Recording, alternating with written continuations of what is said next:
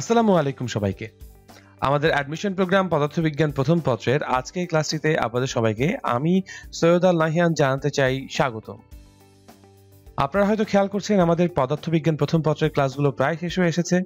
আমরা আমাদের আজকের ক্লাসটিতে problem solving on lectures 09 from 15 দেখব। দ্যাট মিনস আমরা এই লেকচার 9 থেকে শুরু করে 15 পর্যন্ত যে টপিকগুলো কভার করে এসেছি তাদের উপর কিছু এক্সটেন্ডেড প্রবলেম সলভ করব, যাতে করে এই টপিকগুলোর উপর দখল আমাদের জন্য আরো একটু বেটার হয়।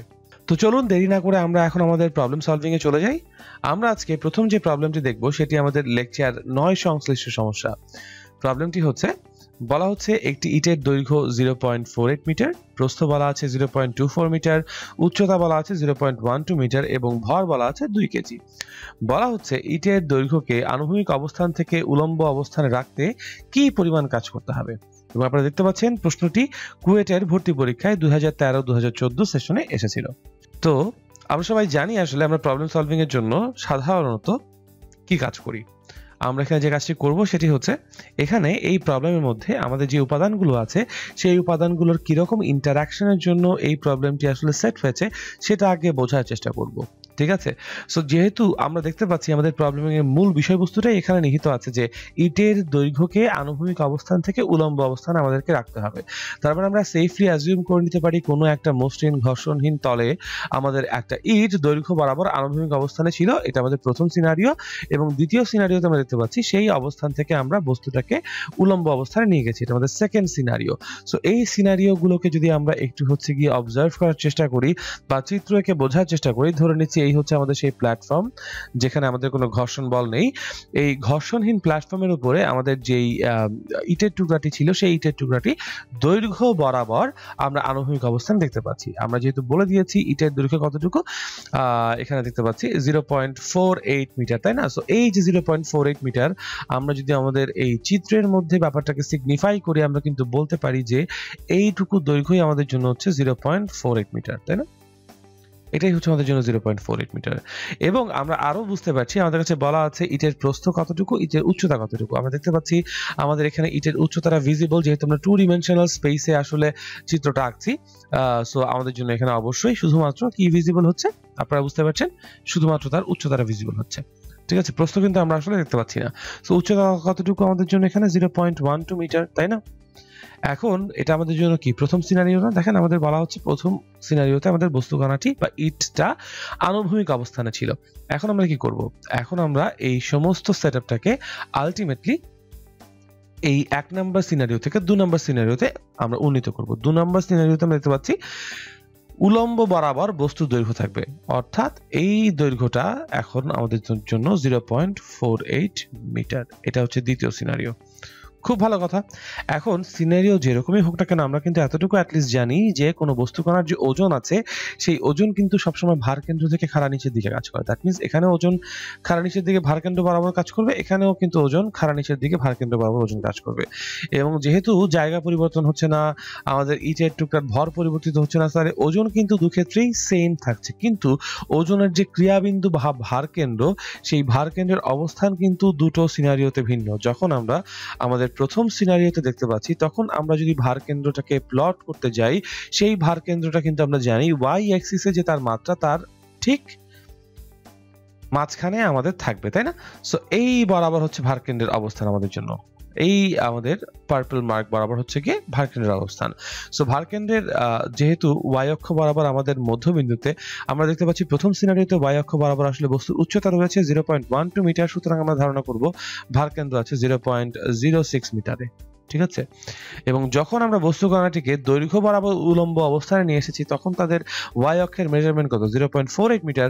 সো ভার কেন্দ্র তাহলে কতটুকু উচ্চতায় আছে? ভার কেন্দ্র আছে 0.24 মিটার। এটা কিন্তু আমরা সহজে অ্যাজিউম করে নিতে পারি, তাই না? সো আমরা যদি এখন এখানে কৃত কাজের পরিমাণ জানতে চাই, নিচে তারা যখন আনুভূমিক অবস্থানে ছিল সেখান থেকে আমরা উলম্ব অবস্থানে নিয়েছি, তাহলে আমরা কিন্তু এটুকু চিন্তা করতে পারি যে বস্তু কণার যে সরণ হয়েছে ওজনের বিপরীতে, সেটা শুধুমাত্র ভার কেন্দ্রের সরণ হয়েছে। সুতরাং কৃত কাজ ডব্লিউ ইকুয়ালস আমরা বলবো তার যে বল এফ ইন্টু সরণ হচ্ছে এস। এখানে বল এফ কতটুকু? এমজি বলের বিরুদ্ধে কাজ করেছে, এবং এস কতটুকু? ভার কেন্দ্রের আমার যে শেষ অবস্থান এবং আদি অবস্থান। ধরে নিচ্ছি ভার কেন্দ্রের শেষ অবস্থান হচ্ছে এইচ এফ, ভূপৃষ্ঠ থেকে অবশ্যই, বা এই মাটির পাটাতন থেকে বা যেটাই বলি না কেন, এবং ভার কেন্দ্রের আদি অবস্থান সেটাও আমাদের ভূপৃষ্ঠ থেকে অবশ্যই। ঠিক আছে, mg বস্তুর ভর বলে দেওয়া আছে আমাদের কাছে 2 কেজি। আমাদের কাছে যদি স্বাভাবিকভাবে কখনো g এর মান বলে দেওয়া না থাকে, আমরা 9.81 metre per second square use করব। এবং শেষ অবস্থান কতটুকু? 0.24 মিটারে ছিল, এবং আদি অবস্থান কতটুকু? 0.06 মিটারে অবস্থান করছিল, তাই না? সো এই হচ্ছে কি আমাদের জন্য মানগুলো বসালে দাঁড়াচ্ছে সিচুয়েশন বা সিনারিও, তাই তো?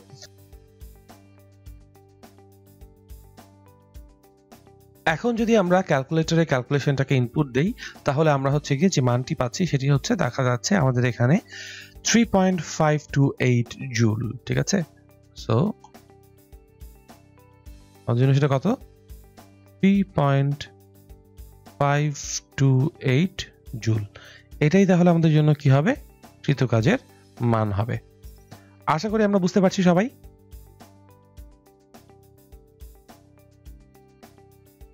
তো চলুন তাহলে আমরা পরবর্তী প্রবলেমে চলে যাই। পরবর্তী প্রবলেমে বলা হচ্ছে কে স্প্রিং ধ্রুবকের একটি স্প্রিংকে টেনে লম্বা করা হলো, দ্বিতীয় একটি স্প্রিংকে এর অর্ধেক পরিমাণ লম্বা করতে, অর্থাৎ কে স্প্রিং ধ্রুবক বিশিষ্ট যে স্প্রিংকে আমরা টেনে লম্বা করেছি প্রথমে, তার অর্ধেক পরিমাণ লম্বা করতে দ্বিগুণ পরিমাণ কাজ করতে হয়। প্রশ্ন করা হচ্ছে দ্বিতীয় স্প্রিং এর স্প্রিং ধ্রুবক কত? এবং আমরা দেখতে পাচ্ছি এই প্রশ্নটা সাস্টের ভর্তি পরীক্ষায় 2012-13 সেশনে চলে এসেছিল। তো চলুন আমরা সলভ করি। আমরা এখানে কি করব বুঝতেই পারছেন হয়তোবা। আমরা প্রথমে চিন্তা করব যে আমাদের এখানে স্প্রিংকে টেনে লম্বা করার জন্য কৃতকাজের রাশিমালা দরকার। সো আমরা সেই রাশিমালাটাকে যদি নিয়ে আসি, w আমরা সবাই জানি half of kx squared. So এইটার আলোকে যদি আমাদের যে প্রথম স্প্রিংটা আছে, সেই প্রথম স্প্রিং এর জন্য আমরা যদি সমীকরণ দাঁড় করাই, আমরা বলবো w1 equals to half of kx1 whole squared. ঠিক আছে, ওকে। এখন আমাদের যে দ্বিতীয় যে স্প্রিংটা আছে, সেই দ্বিতীয় স্প্রিং এর জন্য আমরা চিন্তা করি দ্বিতীয় স্প্রিং এর জন্য কৃতকাজ কত হবে। দ্বিতীয় স্প্রিং এর জন্য কৃতকাজ আমরা বলছি w2 is equals to half of k prime x2 whole square. দুটো যেহেতু ভিন্ন স্প্রিং, কারণ দুটোকে ভিন্ন ভিন্ন পরিমাণ লম্বা করার জন্য আমাদের ভিন্ন ভিন্ন পরিমাণ কাজ করতে হয়েছে, এবং যেহেতু প্রশ্নেও বলে দিয়েছে যে দ্বিতীয় স্প্রিং এর স্প্রিং ধ্রুবকের মান কত, আমরা সেটা ধরে নিচ্ছি কতটুকু? k prime. ঠিক আছে, তার উপর বেস করে আমরা এই দুটো সমীকরণ দাঁড় করিয়ে ফেললাম, যেখানে প্রথম স্প্রিং এর জন্য আমাদের সরণ এবং কৃতকাজ হচ্ছে গিয়ে w1 এবং x1, এবং দ্বিতীয় স্প্রিং এর জন্য সরণ এবং কৃতকাজ যথাক্রমে x2 এবং w2, এবং k এবং k প্রাইম যথাক্রমে প্রথম স্প্রিং এবং দ্বিতীয় স্প্রিং এর জন্য স্প্রিং ধ্রুবক। So based on this two values আমরা কিন্তু এখন চাইলে আমাদের প্রশ্ন মতে শর্তগুলোকে বসিয়ে দিতে পারি। আমাদের প্রথম শর্তে দেখতে পাচ্ছি যে দ্বিতীয় স্প্রিংটিকে আমার টেনে লম্বা করতে দ্বিগুণ পরিমাণ কাজ করতে হয়েছে, তাই না? তাহলে কার দ্বিগুণ পরিমাণ? প্রথম কাজে প্রথম স্প্রিং এর জন্য যে যতটুকু কাজ হয়েছে তার দ্বিগুণ পরিমাণ। সুতরাং আমরা কিন্তু বলবো w2 is equals two 2w1। ঠিক আছে, এবং আমাকে বলা হয়েছে দ্বিতীয় স্প্রিংকে আমরা কি করেছি? অর্ধেক পরিমাণ লম্বা করেছি। তাহলে দ্বিতীয় স্প্রিং এর যে সরণ x2 that is equals two কতটুকু আমাদের জন্য? Half of x1। এই শর্তগুলোকে কিন্তু আমরা শুরুতেই স্থাপন করিয়ে দিতে পারি। ঠিক আছে, যদি দিয়ে ফেলতে পারি, এবার আমরা কি করব? এবার আমরা এই দুটো শর্তের রেসপেক্টে আমরা হচ্ছে গিয়ে ক্যালকুলেশন করব। সো w2 ইকুয়ালস টু যে 2w1 রাশিমালাটা আছে তার বাম পক্ষে এবং ডান পক্ষে w2 এবং w1 এর মান যদি বসিয়ে দেই, w2 দেখতে পাচ্ছি half of k prime x2 whole square equals to 2 into half of kx1 whole square.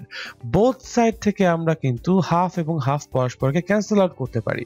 So তাহলে আমরা ইন দ্যাট কেস আমরা যদি হচ্ছে গিয়ে আরো একটু সাটল একটা ক্যালকুলেশন করি, x2 by x1 whole square equals to আমরা পাচ্ছি 2 ইনটু, দেখেন বাম পক্ষে থাকছে k into k divided by k prime. ঠিক আছে, সো এখান থেকে আমরা দেখতে পাচ্ছি x2 বাই x1 এর মান কতটুকু আসে, যদি এখান থেকে আমরা ক্যালকুলেশন করি x2 বাই x1 এর মান আসবে কতটুকু? হাফ। সো আমরা বাম পক্ষে এখানে কতটুকু পাচ্ছি?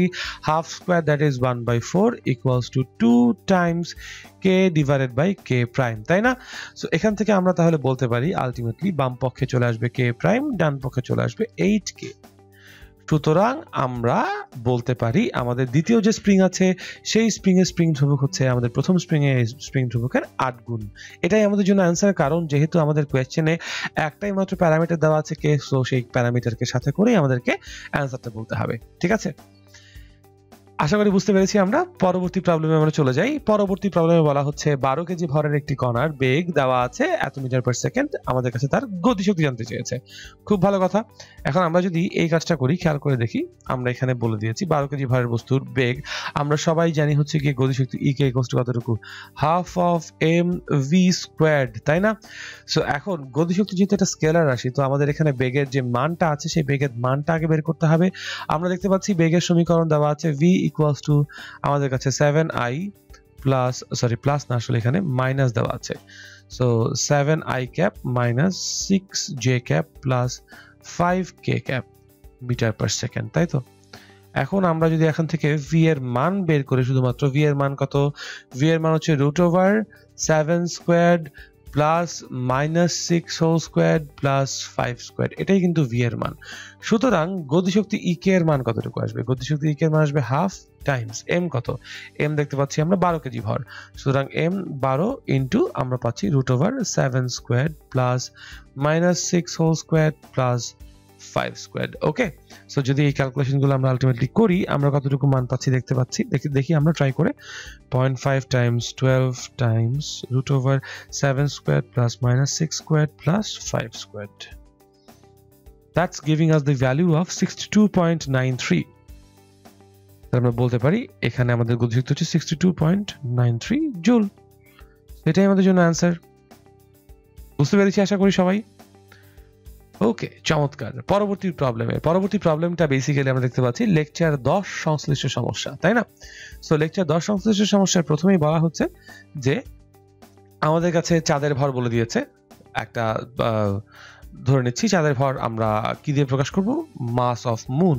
সো মাস অফ মুন কতটুকু বলে দিয়েছে আমাদের কাছে, 7.36 times 10 to the power 22 kilogram. বলা হচ্ছে চাঁদের ভর, এত ভরের চাঁদ থেকে 5.98 into 10 to the power 24 kilogram ভরের পৃথিবী। সো আমরা mass of earth ME use করব কতটুকু, 5.98। অনেকেই হয়তো এটাকে 6 ইউজ করার চিন্তা করবেন, কিন্তু খেয়াল করে দেখেন ভাইয়া, আমাদের কোয়েশ্চেনে যেহেতু এখানে 5.98 এর কথা বলে দিয়েছে, সো ওটাই আমরা ব্যবহার করব। ঠিক আছে, কোয়েশ্চেনে যেই প্যারামিটার দেওয়া থাকে, কোয়েশ্চেনে যে আমাকে মান দেওয়া থাকবে, আমরা সেটাই ব্যবহার করব। এবং সূর্যেরও ভর বলে দিয়েছে, তাহলে মাস অফ সান ইকুয়ালস টু বলে দিয়েছে 1.99 into 10 to the power 30 kilogram.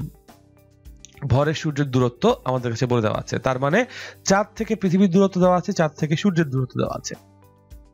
তাহলে ডিসটেন্স গুলো নিয়ে যদি কথা বলি, ডিসটেন্স প্রথমে কার ডিসটেন্স নিয়ে কথা বলবো আমরা, চাঁদ থেকে পৃথিবীর যে ডিসটেন্স, চাঁদ থেকে পৃথিবীর ডিসটেন্স কতটুকু, 3.85 বলা হচ্ছে, 3.85 into 10 to the power 5 kilometre. ঠিক আছে, এখন যদি আমরা এটাকে মিটারে নিতে চাই, তাহলে 3.85 into 10 to the power, I guess খুব যদি ভুল না হয় 10 টু দি পাওয়ার 8 মিটার হবে। ঠিক আছে, এবং আমরা যদি ডিসটেন্স অফ মুন টু সানের কথা বলি, মুন টু সানের ডিসটেন্স হচ্ছে 1.5 into 10 to the power 8 kilometre, তার মানে এখানে হবে 1.5 into 10 to the power 11 metre, সেটা হচ্ছে আমাদের ডিসটেন্স। বলা হচ্ছে পৃথিবী এবং সূর্য চাঁদের সাথে যদি সমকোণে অবস্থিত হয়, তাহলে আমরা দেখি এখন পৃথিবী এবং সূর্যের জন্য যদি আমরা সেই আপেক্ষিক অবস্থান ডিনোট করতে পারি। হ্যাঁ, ধরে নিচ্ছি এই হচ্ছে গিয়ে আমাদের বেসিক্যালি পৃথিবী এবং সূর্য চাঁদের সাথে সমকোণে অবস্থান করছে, তার মানে চাঁদকে পৃথিবী টান দিবে এবং সূর্য টান দিবে। ধরে নিচ্ছি এই হচ্ছে আমাদের জন্য চাঁদ, দ্যাটস দ্য মুন। ঠিক আছে, এবং সেই মুন থেকে আমরা হচ্ছে গিয়ে এই হচ্ছে গিয়ে ধরে নিচ্ছি আমাদের জন্য সান। ঠিক আছে, আর এই ধরে নিচ্ছি হচ্ছে আমাদের জন্য আর্থ। ওকে, সো এখন এই যে সেলেস্টিয়াল বডিগুলো আমাদের কাছে আছে বা মহাজাগতিক বস্তুগুলো আছে, তাদের মধ্যবর্তী যে সংযোজক সরলরেখা, সেগুলোকে যদি আমরা প্লট করি, এরকম রেখা পাবো, এবং এই রেখার মধ্যবর্তী কোণ কতটুকু, 90 ডিগ্রি। এবং খেয়াল করে দেখি পৃথিবীর থেকে চাঁদ হালকা, সূর্যের থেকেও চাঁদ হালকা, সো চাঁদকে পৃথিবী নিজের দিকে আকর্ষণ করবে, সূর্য চাঁদকে নিজের দিকে আকর্ষণ করবে। তাহলে এই যে আকর্ষণ বলের মান, এটাকে আমরা বললাম FSM, তার মানে সূর্য টানছে মুনকে নিজের দিকে, দ্যাট ইজ ইকুয়ালস টু আমরা বলবো G ইন্টু প্রথমে m of s, তারপর mass of moon divided by d of sm। ঠিক আছে, এখন যদি সেই মানটা আমরা বসিয়ে দিলে আমরা f of sm এর মান পেয়ে যাব। এবং আলটিমেটলি আমরা যদি এখান থেকে f of এই আর্থ টু মুন, আর্থ মুনকে নিচের দিকে টানছে, সে f of em এর মান জানতে চাই, f of em এর মান হবে G mass of earth times mass of moon divided by d of earth to mass এর যে ডিসটেন্স তার স্কয়ার। এখানে অবশ্যই স্কয়ার হবে, তাই না? সো আমরা যদি এখন এখানে লব্ধি মোট প্রযুক্ত বল মানে তো লব্ধি বল, তাই না? সো লব্ধি বল যদি পেতে চাই আমরা বুঝতে পারছি আমাদেরকে কি করতে হবে, তাই না? আমরা এখানে কি করব, মাঝখান দিয়ে যে লব্ধিটা যাচ্ছে সামুদ্রিকে, সেই লব্ধিটাকে আমরা পয়েন্ট আউট করব। এই হচ্ছে আমাদের সেই সামুদ্রিকের লব্ধি, এবং এই সামুদ্রিকের লব্ধি অবশ্যই সামুদ্রিক সূত্র মেনেই হবে, ঠিক আছে? তো সামুদ্রিক সূত্র মেনে যদি হতে চাই আমরা কি করব, সামুদ্রিকটাকে কমপ্লিট করব। এই হচ্ছে আমাদের সামুদ্রিকের একটা বাহু, এই হচ্ছে সামুদ্রিকের অপর আরেকটা বাহু। তাহলে আমাদের ইন দিস পার্টিকুলার কেস যে এই কর্ণটা হবে, সরি কর্ণটার পজিশনটা একটু আমার বেঁকে গিয়েছে, যদি এই কর্ণটাকে নিয়ে চিন্তা করি মোটামুটি আমরা বলতে পারি এই কর্ণ বরাবর হচ্ছে গিয়ে কি হবে, লব্ধি বল বা সামেশন অফ এফ কাজ করবে। তাহলে সামেশন অফ এফ এর মান যদি আমরা জানতে চাই, সামেশন অফ এফ এর মান হবে root over F of EM whole square plus F of S M whole square equals to, আমরা যদি এটাকে আরো একটু বিগার ওয়েতে লিখি, এফ অফ ইএম মানে কত, আমরা বলতে পারি G square into M E square into M M square divided by কত, D E M whole square plus similarly G square M S square into M M square divided by D S M whole square. ঠিক আছে, মানগুলো আমি আর এখানে আলাদা করে বসাচ্ছি না, বসিয়ে আপনারা নিজেরা বসিয়ে নিন, বসিয়ে আমি একবারে ক্যালকুলেশনটা করে আপনাদেরকে উত্তরটা বলার চেষ্টা করছি। ঠিক আছে, রুট ওভার যাবে আমাদের জি স্কোয়ার, তার মানে 6 এক্সপোনেনশিয়াল মাইনাস 11, এটাকে আমরা স্কোয়ার করব। এটাও এখানে কমন ইনটু আমরা হচ্ছে গিয়ে এখানে আচ্ছা একটা জিনিস জায়গায় আমরা ভুল করেছি, সেটা হচ্ছে খেয়াল করে দেখেন, যেহেতু এখানে আগে থেকে স্কোয়ার ছিল এরা কিন্তু টু দি পাওয়ার 4 দাঁড়ায় যাবে, এরা হবে টু দি পাওয়ার 4। এখানে অবশ্য টু দি পাওয়ারটা দিলে ভালো দেখাচ্ছে না, সো আমরা এই জায়গায় দেওয়ার চেষ্টা করি, এটা টু দি পাওয়ার 4, এটাও টু দি পাওয়ার 4। ঠিক আছে, আগে স্কোয়ার ছিল যেহেতু স্কোয়ার হয়েছে আবার, সো টু দি পাওয়ার 4। এইটা ইনটু আমার মুনের মাস কিন্তু দু জায়গাতেই কমন, তাহলে মুনের মাস আমরা অ্যাড করে দিই 7.36 এক্সপোনেনশিয়াল 22, রাইট। এটা স্কোয়ার থাকবে অবশ্যই, ওকে। সো এটা নিয়ে আমাদের কোনো সন্দেহ নেই, আছে নাই, এটাকে কমন নিয়ে বাইরে নিয়ে আসা যায়। ইনটু আমরা যদি এখন হচ্ছে কি আরো একটা এখানে ভগ্নাংশ প্রয়োগ করি, ভগ্নাংশের মধ্যে আমাদের কি থাকবে, এখন প্রথমে পৃথিবীর ভর থাকবে 5.98 এক্সপোনেনশিয়াল 24, এটাই থাকবে, এটাকে স্কোয়ার করতে হবে ডিভাইডেড বাই আমরা পাচ্ছি ডিইএম। ডিইএম কত, ডিইএম দেওয়া আছে 3.85 এক্সপোনেনশিয়াল কত 8 টু দি পাওয়ার 4 যাবে আমাদের এখানে। ঠিক আছে, ওকে, দেখি কত মান আসে। আমরা দেখতে পাচ্ছি এখানে মান আসছে আলটিমেটলি ক্যালকুলেশন করার পর মানটা আসছে 1.98 into 10 to the power 20 Newton. তাহলে এটাই হচ্ছে আমাদের জন্য বলের মান। ঠিক আছে, তো এই প্রবলেমটি সলভ করতে গিয়ে অনেকে হয়তো বা অনেকভাবে অ্যাপ্রোচ নেবেন, কিন্তু আমরা যদি একটা জিনিস চিন্তা করি যে হচ্ছে গিয়ে যে কোনো একটা নির্দিষ্ট তারের জন্য তার প্রস্থচ্ছেদের ক্ষেত্রফল কিন্তু নির্দিষ্ট থাকে, তাই না? তো সেই ক্ষেত্রে আমরা কিন্তু যদি বলি যে ইয়ং এর গুণাঙ্কের যে হচ্ছে গিয়ে আমাদের বেসিক রিপ্রেজেন্টেশন দ্যাট ইজ পীড়ন বাই বিকৃতি, তাই না? So F divided by A, এটা হচ্ছে গিয়ে পীড়ন ডিভাইডেড বাই দৈর্ঘ্যের পরিবর্তন ডিভাইডেড বাই আদি দৈর্ঘ্য। সো এখান থেকে কিন্তু আমরা বলতে পারি যে y ইকুয়ালস টু বেসিক্যালি কি বলতে পারি, খেয়াল করে দেখেন, আমরা বলতে পারি এফ এল ডিভাইডেড বাই এ এল। ওকে, এখন আপনারা দেখতে পাচ্ছেন যে এখানে যদি আমরা একটা নির্দিষ্ট তারের কথা চিন্তা করি, এল তো এখানে আদি দৈর্ঘ্য, সেই বস্তুর বারে তারের আদি দৈর্ঘ্য, আর এল ছোট হাতে এলটা হচ্ছে এখানে তার কি দৈর্ঘ্যের পরিবর্তন। সো যেহেতু একটাই নির্দিষ্ট তার একই উপাদান হলে y সবসময় কনস্ট্যান্ট থাকছে। ঠিক আছে, আমাদের এ সবসময় কনস্ট্যান্ট থাকছে, যদি তারটাকে চেঞ্জ না করি আদি দৈর্ঘ্য তাও সবসময় কনস্ট্যান্ট থাকবে। পরিবর্তিত হচ্ছে কে, আমরা বল পরিবর্তন করলে তার দৈর্ঘ্যের যে পরিবর্তন সেটাও চেঞ্জ আসবে। সো আমরা যদি বলি যে F is equals to YAL divided by বড় হাতের L, এখানে আমরা বলতে পারি যে আলটিমেটলি এই F চেঞ্জ হবে এবং আমাদের দৈর্ঘ্যের যে পরিবর্তন সেটা চেঞ্জ হবে, বাকি যারা রয়ে গেছে দ্যাট ইজ আমাদের Y, সে তো ইয়ং এর কনস্ট্যান্ট, একই যদি তার হয় তাহলে তার প্রস্থচ্ছেদের ক্ষেত্রফল পরিবর্তিত হচ্ছে না এবং আদি দৈর্ঘ্য এলও কখনো পরিবর্তিত হচ্ছে না। সো এদেরকে আমরা কনস্ট্যান্ট বলতে পারি, এবং যদি এরা কনস্ট্যান্ট আলটিমেটলি হয় সেখান থেকে আমরা কিন্তু এফ ইজ প্রপোর্শনাল টু এল এরকম একটা ইকুয়েশন দাঁড়াতে পারে। ঠিক আছে? তার মানে দৈর্ঘ্য কিন্তু কন্টিনিউয়াসলি যে বৃদ্ধি পাবে সেই দৈর্ঘ্য বৃদ্ধির সাথে f কিন্তু সমানুপাতিক, এবং সমানুপাতিক সম্পর্ক মানেই আমরা যদি এখন খেয়াল করে দেখি যে f ভার্সেস l বা l ভার্সেস f এক ধরনের মানে দৈর্ঘ্য বনাম বল যদি হচ্ছে গিয়ে একটা গ্রাফ আঁকে যেখানে আমরা y এক্সিস বরাবর বস্তু করার দৈর্ঘ্য নিয়ে কাজ করব, দৈর্ঘ্যের পরিবর্তন নিয়ে কাজ করব, পরিবর্তিত দৈর্ঘ্য নিয়ে কাজ করব, এবং এক্স অক্ষ বরাবর আমরা হচ্ছে গিয়ে কতটুকু বলে টানছি সেই টান বলটাকে এক্সপ্রেস করব। ঠিক আছে? তাহলে যে আমরা গ্রাফটা পাবো সেই গ্রাফটা যেহেতু সমানুপাতিক সম্পর্ক, সরলরেখা হতেই হবে। ধনাত্মক ঢালের সরলরেখা আমরা ধরে নিলাম কারণ দৈর্ঘ্য বৃদ্ধি পাচ্ছে। তো যদি তাই হয় সেখান থেকে আমরা কিন্তু চিন্তা করতে পারি যে আমাদের যে এখানে একটা বিন্দু যদি থাকে সেই বিন্দুটাকে আমরা বলতে পারি যে এটা হচ্ছে আমাদের জন্য T1 L1। ঠিক আছে? এবং একই সরলরেখার উপর আরো একটা বিন্দু আমরা বলতে পারি T2 L2। ঠিক আছে? তাহলে এই দুই বিন্দুগামী যে সরলরেখা আছে সেই দুই বিন্দুগামী সরলরেখার জন্য আমরা আলটিমেটলি কি করব, একটা সমীকরণ যদি দাঁড় করে সেই সমীকরণটার রূপ কিরকম হবে? আমরা বলতে পারি এখানে basically T minus T1 divided by T1 minus T2 is equals to আমরা বলতে পারবো L minus L1 divided by L1 minus L2। এটা হবে আমাদের কি একদম এই সরলরেখার সমীকরণ, তাই তো? যদি আমরা এই সমীকরণটা দাঁড় করাই, এখন যেহেতু বলেছে কোনো বল প্রয়োগ না করলে, দ্যাট মিন্স টি হচ্ছে 0, যখন একদম শুরুতে কোনো বল প্রয়োগ করা হয় না, টি যখন 0, তখন আমরা সমীকরণটাকে কিরকম করে দাঁড় করাবো? Minus T1 divided by T1 minus T2 equals to আমরা তখন দৈর্ঘ্য L পাচ্ছি L minus L1 divided by L1 minus L2।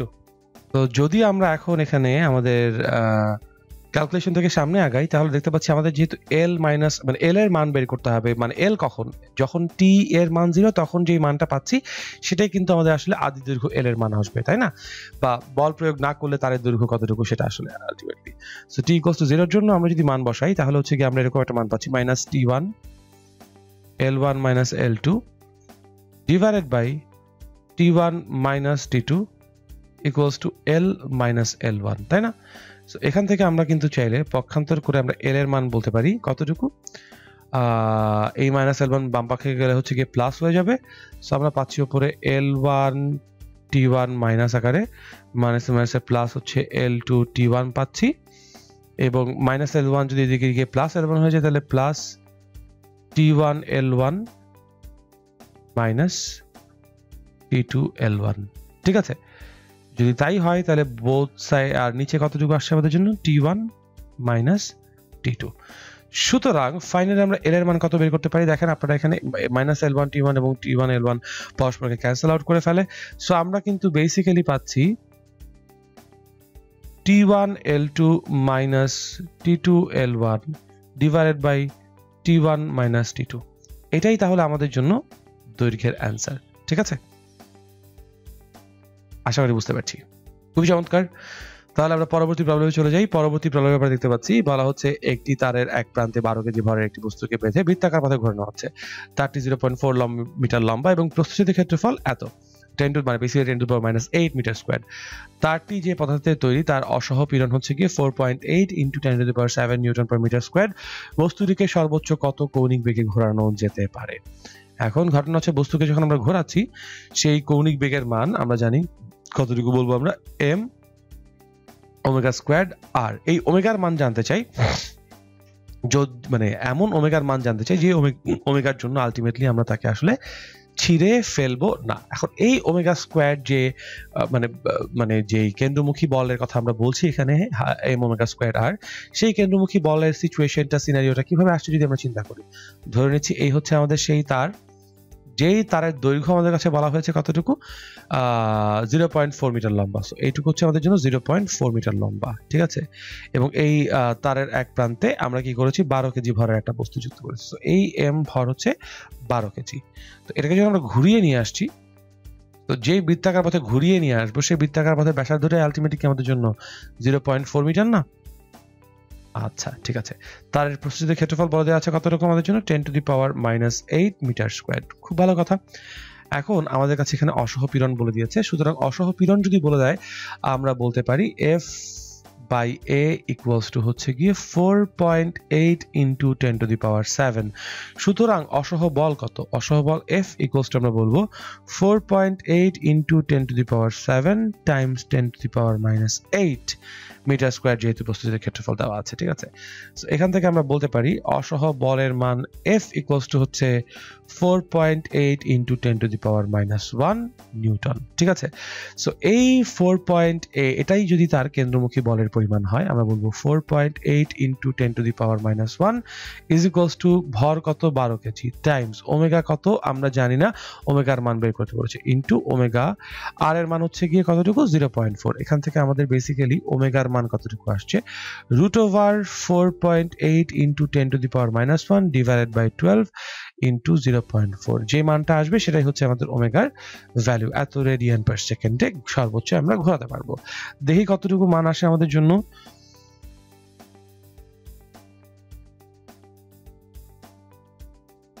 আমরা ওমেগার মান দেখতে পাচ্ছি 0.32 রেডিয়ান পার সেকেন্ড। এইটুকু কৌণিক বেগে সর্বোচ্চ ঘোরাতে পারবো, এর বেশি ঘোরাতে পারবো না। বুঝতে পারছি তাহলে আমরা সবাই। পরবর্তী টপিক আমরা তাহলে চলে যাই।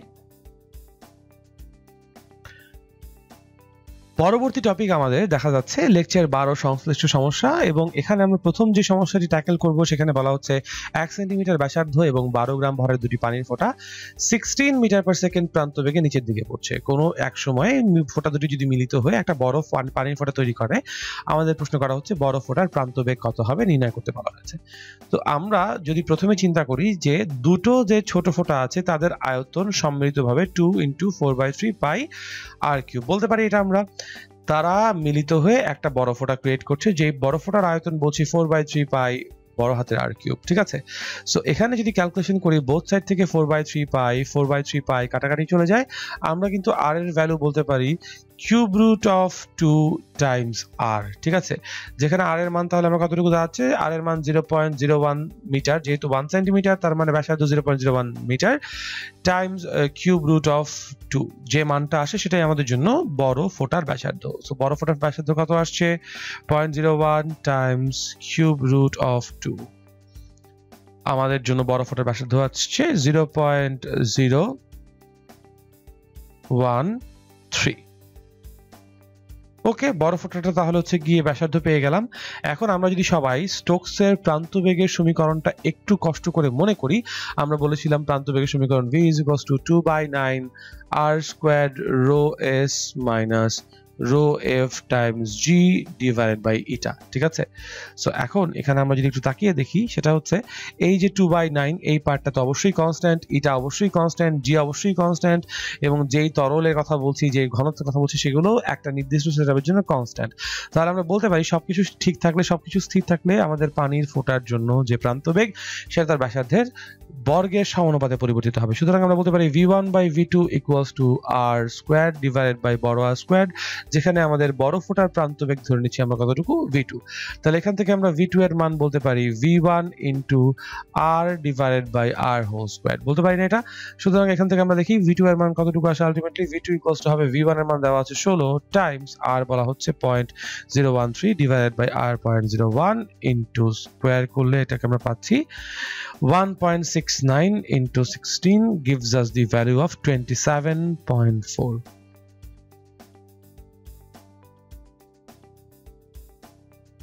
এটাই হচ্ছে আমাদের তাহলে বড় ফোঁটার জন্য প্রান্তীয় বেগ। আশা করি বুঝতে পেরেছি আমরা সবাই। পরবর্তী প্রবলেমে চলে যাই। পরবর্তী প্রবলেমে বলা হচ্ছে ফু দিয়ে 0.15 মিটার ব্যাসার্ধের সাবানের পানি বুদবুদ তৈরি করতে কতখানি কাজ করতে হবে। একে ফু দিয়ে 0.18 মিটার ব্যাসার্ধ করতে আরো অতিরিক্ত কতখানি কাজ করতে হবে। তার মানে দু রকম কৃতকাজের রাশিমালা আমাদের কাছে জানতে চাওয়া হচ্ছে, তাই তো? ওকে, চলেন তাহলে আমরা প্রবলেমটা সলিউশন করার চেষ্টা করি।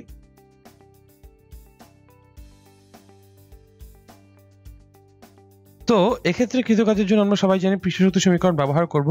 W ইকুয়ালস টু আমরা জানি পৃষ্ঠ শক্তি ইকুয়ালস টু তার সারফেস এরিয়া টাইমস পৃষ্ঠটান। এখন খেয়াল করে দেখি, যেহেতু সাবানের পানি বুদবুদ বলা হচ্ছে, সাবানের পানি বুদবুদের কিন্তু দুইটা পৃষ্ঠ, সো দুইটা মুক্ত ক্ষেত্র, 2 ইন্টু আমরা বলবো 4 পাই আর স্কোয়ার, তাই তো, ভেতরে একটা এবং বাইরে একটা, ইন্টু হচ্ছে কি পৃষ্ঠটান টি। সো প্রথম ক্ষেত্রে কৃতকাজ যদি বের করতে চাই, W1 equals to 2 into 4 into পাই এর মান তো আমরা জানি 3.1416 টাইমস আমাদের কাছে ব্যাসার্ধ বলে দেওয়া আছে 0.15 মিটার স্কোয়ার ইন্টু 0.03। দেখি কতটুকু মান আসে আমাদের জন্য। এখানে আমাদের কৃতকাজের রাশিমালা W1 আসছে 0.017 জুল, এবং দ্বিতীয় যে কৃতকাজ W2 আমরা বলতে পারি 2 ইন্টু ক্ষেত্রফল কতটুকু বৃদ্ধি করেছি আমরা, আর 2 তে গিয়েছি কোত্থেকে R1 এ, সো ক্ষেত্রফলের পরিবর্তন times 30 equals to 2 into 4 into 3.1416 into R2 0.18 whole square minus 0.15 whole square times T কত 0.03। যদি তাই হয়, ক্যালকুলেশন যদি করি আমরা পাচ্ছি 2 into 4 into 3.1416 into 0.18 whole square minus 0.15 whole squared into 0.03 gives us the value of 7.46 into 10 to the power minus 3 joule। এটাই তাহলে W2 দ্বিতীয় ক্ষেত্রে কৃতকাজ। সো এই দুটো কৃতকাজই হচ্ছে আমাদের জন্য অ্যান্সার। আশা করি বুঝতে পেরেছি কিভাবে প্রবলেম সলভ করেছি। পরবর্তী প্রবলেমে যদি আমরা চলে যাই, পরবর্তী প্রবলেমে আমরা লেকচার 13 সংশ্লিষ্ট সমস্যা দেখতে পাচ্ছি। এখানে আমাকে জিজ্ঞাসা করা হয়েছে একটি সেকেন্ড দোলকের কার্যকরী দৈর্ঘ্য কত। আমরা জানি যে কোনো সরল দোলকের জন্য t is equals to twice pi root over l by g।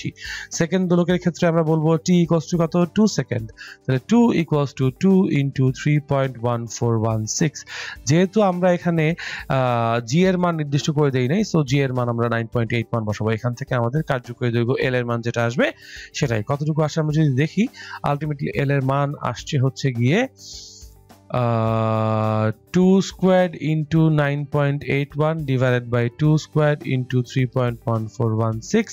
এটা পরস্পরের কাটাকাটি করে ফেলছে, 3.1416 এর উপর একটা স্কয়ার থাকবে, l ইকুয়ালস টু আমরা বলছি তাহলে 9.81 divided by 3.1416 স্কয়ার্ড। আমাদের সেকেন্ড দোলকের দৈর্ঘ্য আসছে 0.99 মিটার, অথবা অ্যাপ্রক্সিমেটলি আমরা বলতে পারি 1 মিটার। ঠিক আছে, এটাই তাহলে আমাদের জন্য অ্যান্সার। আশা করি বুঝতে পেরেছি। পরবর্তী প্রবলেমে বলা হচ্ছে একটি বন্দুকের স্প্রিং কে 6 সেন্টিমিটার সংকুচিত করে 12.5 মিলিগ্রাম ভরের একটি গুলি ছোড়া হলো। গুলির বেগ নির্ণয় করো যখন স্প্রিংটি পূর্বের অবস্থায় ফিরে আসে। তাহলে আমরা কিন্তু বলতে পারবো যে basically half of K x square যে স্প্রিং এর শক্তি, সেই পুরাটাই আমরা এই বন্দুকের গলির গতিশক্তি হিসেবে সাপ্লাই করেছি, তাই না? সো যদি তাই হয়, আমরা দেখতে পাচ্ছি হাফ অফ কে এর মান বলে দেওয়া আছে কত 188, এক্স কতটুকু আমরা 0.06 মিটার সংকুচিত করেছি, ইকুয়ালস টু 12.5 গ্রাম ভরের যে বস্তু, তাকে যদি আমরা আলটিমেটলি হচ্ছে গিয়ে কিলোগ্রামে ট্রান্সফার করি, আমরা বলবো 0.0125 ইন্টু ভি স্কোয়ার কতটুকু আমরা জানি না। বোথ সাইড থেকে হাফ হাফ কাটাকাটি গিয়ে 188 into 0.06 whole square divided by 0.0125, এই পুরো মানটাকে আবার রুট ওভার করলে আমরা গুলির বেগ পেয়ে যাব। তাহলে গুলির বেগ কতটুকু আসে আমরা দেখি, root over 188 into 0.06 whole square divided by 0.0125, মান আসছে আমাদের জন্য বন্দুকের গুলির বেগ 7.36 মিটার পার সেকেন্ড। ঠিক আছে, এটাই আমাদের জন্য বন্দুকের গুলির বেগ। আশা করি বুঝতে পারছি আমরা। পরবর্তী প্রবলেমে চলে যাই। পরবর্তী প্রবলেমে বলা হচ্ছে একটি সেকেন্ড দোলকের দৈর্ঘ্য 1% বৃদ্ধি করা হলে দোলকটি দিনে কত সেকেন্ড স্লো চলবে। প্রথমত আগে বুঝি যে 1% বৃদ্ধি করা মানে কি। আগে দোলকের দৈর্ঘ্য ধরে নিচ্ছি আমাদের এল নট, তাহলে পরিবর্তিত দৈর্ঘ্য এল ইকুয়ালস টু হবে আমাদের জন্য L naught plus 0.01 into L naught. ঠিক আছে, এটা হচ্ছে আমাদের 1% বৃদ্ধি। তাহলে আমরা পাচ্ছি 1.01 এল নট, এটা হচ্ছে গিয়ে আমাদের জন্য পরিবর্তিত দৈর্ঘ্য। ঠিক আছে, তাহলে যখন টি নট, তখন আমরা ধরে নিচ্ছি আমাদের জন্য ultimately T naught equals to আমরা বলতে পারি twice pi root over L naught by G, এবং পরিবর্তিত দোলনকাল T equals to twice pi root over L by G. ঠিক আছে, সো যদি আমরা হচ্ছে কি এখানে অনুপাত করি আমরা বুঝতে পারছি T over T naught equals to আমরা পাচ্ছি root over L over L naught equals to root over 1.01 equals to আমরা বলতে পারি t equals to root over 1.01 times 2, কারণ আমরা বুঝতে পারছি t নট কত 2 সেকেন্ড, বিকজ আমার কাছে বলা হয়েছে দোলকের দোলনকাল কতটুকু, মানে সেকেন্ড দোলক যেহেতু, সো আমরা বলতে পারি সেকেন্ড দোলকের দোলনকাল কতটুকু 2 seconds। তাহলে 2 into root over 1.01 gives us the value of 2.01 second. এটাই হচ্ছে আমাদের পরিবর্তিত দোলনকাল। পরিবর্তিত দোলনকাল থেকে আমরা কিন্তু সহজেই বের করতে পারি কত সেকেন্ড সে স্লো চলবে, তাই না?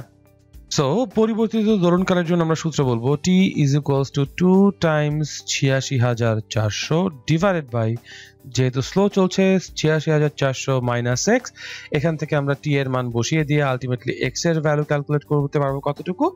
x এর ভ্যালু আমাদের জন্য আসছে 428.79 সেকেন্ডস। ঠিক আছে, এটাই হচ্ছে আমাদের জন্য তাহলে অ্যান্সার। আশা করি বুঝতে পেরেছি। পরবর্তী প্রবলেমে চলে যাই। পরবর্তী প্রবলেমে আমরা দেখতে পাচ্ছি লেকচার 14 সংশ্লিষ্ট সমস্যা আমরা দেখব। আর প্রথম যে সমস্যা দেখতে পাচ্ছি সেখানে বলা হচ্ছে কোনো একটি মাধ্যমে সৃষ্ট স্থির তরঙ্গের পরপর 9টি নিস্পন্দ বিন্দুর মধ্যকার দূরত্ব আমাদের কাছে দেওয়া আছে, তরঙ্গের কম্পাঙ্ক দেওয়া আছে, আমাদের কাছে তরঙ্গ বেগ জানতে চাওয়া হয়েছে। ঠিক আছে, তাহলে স্থির তরঙ্গ যেহেতু, তার মানে তরঙ্গটা একটা নির্দিষ্ট জায়গায় আটকে যাচ্ছে, তাই তো? সো আমরা ধারণা করে নিতে পারি যে একটা নির্দিষ্ট জায়গার মধ্যে আবদ্ধ 1 2 3 4 5 6 7 8 9 1 2 3 4 5 6 7 8 9, এটা 10-এ চলে গেছে, এটা 11-তে চলে গেছে। ঠিক আছে, সো এখান থেকে যদি আবার কমপ্লিট করে আসি আমরা কিন্তু স্থির তরঙ্গে এরকম একটা সিচুয়েশন দেখতে পাবো, সিনারিও দেখতে পাবো যে এই যে স্থির তরঙ্গটা আবার ব্যাক করছে। ঠিক আছে, ওকে, খুব ভালো কথা। এখন আমরা যদি এখানে আমাদের নিস্পন্দ বিন্দুগুলোকে পয়েন্ট করি, এই 1 2 3 4 5 6 7 8 9, এই 9 এর মধ্যে আমাদের এই সমস্ত তরঙ্গটা খেয়াল করি, স্থির তরঙ্গ মোট 4টা লুপ ক্রিয়েট করেছে, প্রতিটা একটা করে ল্যামডা দৈর্ঘ্য, একটা করে ল্যামডা দৈর্ঘ্য, একটা করে ল্যামডা দৈর্ঘ্য, একটা করে ল্যামডা দৈর্ঘ্য, রাইট? তারপরে আমি বলতে পারি 4 ল্যামডা ইকুয়ালস টু হচ্ছে আমাদের কোয়েশ্চেনের মতো 5 মিটার। তাহলে ল্যামডা ইকুয়ালস টু কতটুকু? 5/4 মিটার। সুতরাং আমরা বলতে পারি v equals to f lambda, অর্থাৎ 340 টাইমস 5/4, যে মানটা আসে দেখি কতটুকু আসে।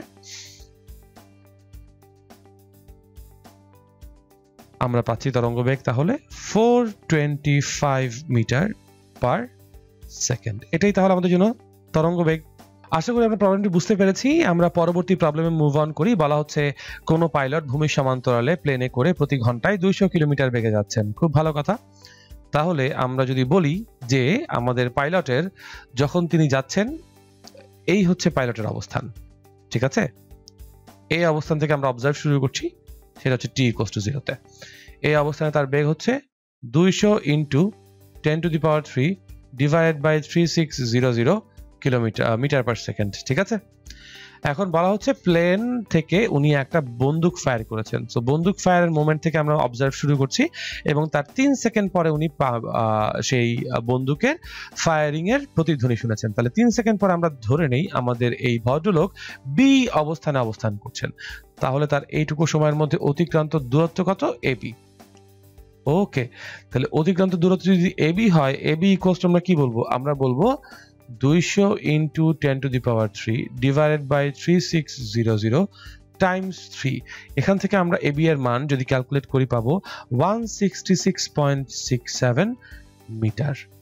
আচ্ছা, এখন উনি যে বুলেটটা ফায়ার করেছেন বলা হচ্ছে সেই বুলেটটা মাটি থেকে প্রতিধ্বনিত হয়েছে। তো ধরে নিচ্ছি এই হচ্ছে আমাদের ভূপৃষ্ঠ বা মাটি, এ থেকে বুলেটটা ধরে নিচ্ছি আমাদের সি বিন্দুতে আসছে এবং সি থেকে পরবর্তীতে সেটা আবার কোন দিকে গেছে, বি বিন্দুর দিকে গিয়েছে।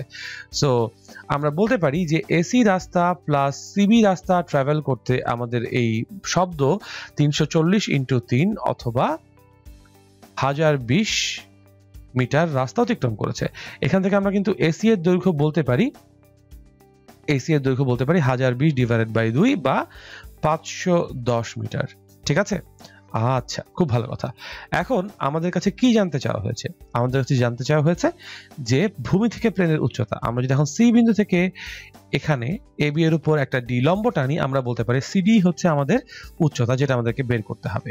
তাহলে এখান থেকে আমরা সিডি এর মান কিন্তু বলতে পারি ত্রিভুজ এ সি ডি তে পিথাগোরাস ব্যবহার করে সিডি ইকুয়ালস টু বলতে পারি আমরা এসি স্কোয়ার মাইনাস এডি স্কোয়ার, তাই না? খেয়াল করে দেখেন আমাদের এখানে এসি এর মানও দেওয়া আছে, এডি এর মান যদিও দেওয়া নাই, বাট আমরা বলতে পারি যে এডি ইকুয়ালস টু হচ্ছে এবি ডিভাইডেড বাই 2। ঠিক আছে, সো মানগুলো যদি বসিয়ে দেই, বসিয়ে আলটিমেটলি ক্যালকুলেশন করলে খুবই সিম্পল ক্যালকুলেশন আপনারা করতে পারবেন। আমরা অ্যান্সার বলতে পারবো কত?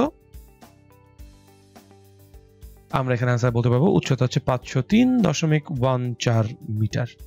এটাই হচ্ছে আমাদের তাহলে উচ্চতা। কার উচ্চতা? এই বিমানটির উচ্চতা ভূপৃষ্ঠ থেকে। বুঝতে পারছেন আশা করি সবাই কিভাবে সলভ করলাম। সবাইকে এতক্ষণ ধৈর্য সহকারে আমাদের ক্লাস করার জন্য অসংখ্য ধন্যবাদ। আজকে এ পর্যন্তই রাখছি আমরা।